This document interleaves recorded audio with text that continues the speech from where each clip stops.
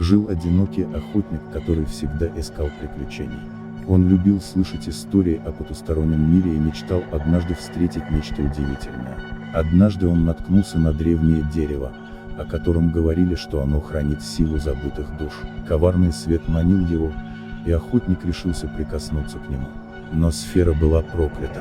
Лишь коснувшись ее, он неистово кричал, когда тени забрали его душу. Лес заплакал. Его история стала частью этого древнего дерева, и охотник навсегда остался в плену забвения. Теперь тропинка к этому месту пуста. Никто больше не сможет услышать печаль охотника.